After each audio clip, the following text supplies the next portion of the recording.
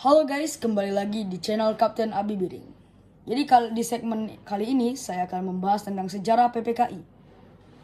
Nah, awal-awal pada masa akhir pendudukan Jepang di Indonesia, situasi internasional semakin genting. Jepang mengalami kekalahan di berbagai medan perang, dan kekuasaannya di Asia Timur mulai runtuh perlahan.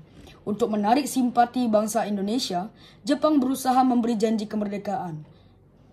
Setelah Badan Penyelidik Usaha-Usaha Persiapan Kemerdekaan Indonesia atau BPUPKI atau dalam bahasa Jepangnya adalah Dokuritsu Junbi Chokasai dibubarkan, pada 7 Agustus 1945 dibentuklah sebuah lembaga baru bernama Panitia Persiapan Kemerdekaan Indonesia atau PPKI atau dalam bahasa Jepangnya adalah Dokuritsu Junbi Inkai.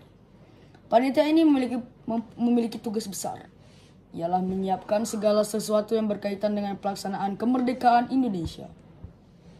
PPKI awalnya beranggotakan 21 orang yang mewakili berbagai wilayah dan kelompok masyarakat di Indonesia. Insinyur Soekarno ditunjuk sebagai ketua, dengan Dr. Andes Muhammad Hatta sebagai wakil ketua dan Rajiman Wedioningrat sebagai penasihat. Setelah proklamasi kemerdekaan 17 Agustus 1945, jumlah anggota PPKI ditambah menjadi 27 orang dengan melibatkan tokoh-tokoh dari luar Jawa, seperti dari Kalimantan, Sulawesi, Nusa Tenggara, Maluku, dan Sumatera.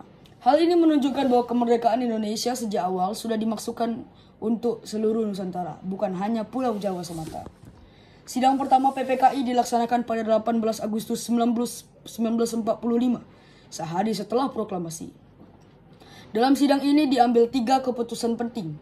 Yang pertama ialah mengesahkan Undang-Undang Dasar 1945 sebagai konstitusi negara. Yang kedua adalah memilih Insinyur Soekarno sebagai Presiden Republik Indonesia yang pertama dan Dr. Andes Muhammad Hatta sebagai Wakil Presiden. Yang ketiga ialah membentuk Komite Nasional Indonesia sebagai bahan legislatif sementara yang bertugas mendampingi pemerintahan baru. Keputusan ini menjadi dasar kokoh berdirinya negara Republik Indonesia. Lalu sidang kedua PPKI berlangsung pada 19 Agustus 1945.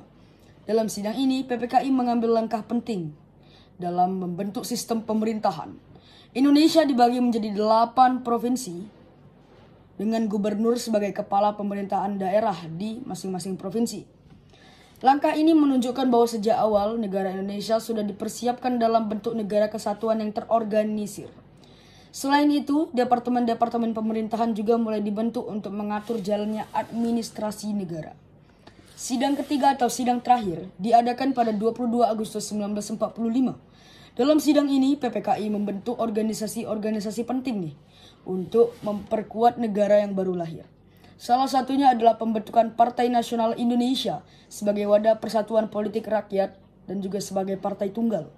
Selain itu dibentuk juga Badan Keamanan Rakyat atau BKR yang kelak berkembang menjadi Tentara Nasional Indonesia atau TNI. PPKI juga memutuskan untuk membentuk Komite Nasional Indonesia di daerah-daerah sebagai perpanjangan tangan dari pemerintah pusat. Peran PPKI dalam sejarah Indonesia sangatlah besar. Melalui sidang-sidangnya, PPKI tidak hanya menegaskan proklamasi kemerdekaan, tetapi juga menata sistem pemerintahan, membentuk dasar hukum, mengorganisir wilayah, serta mempersiapkan pertahanan negara. Dengan kerja keras dan kebijaksanaan para tokohnya, PPKI berhasil melahirkan fondasi yang kokoh bagi Republik Indonesia yang baru berdiri. Dengan demikian, PPKI dapat dipandang sebagai tonggak penting dalam perjalanan sejarah bangsa. Dari panitia inilah lahir dasar-dasar konstitusi, pemerintahan, serta lembaga-lembaga negara yang masih kita kenal hingga hari ini. PPKI menjadi saksi sejarah bahwa kemerdekaan Indonesia bukan hanya hasil perjuangan satu golongan, melainkan hasil persatuan seluruh rakyat Nusantara. Mungkin sekian cukup dari saya. Saya Abi, izin pamit undur diri.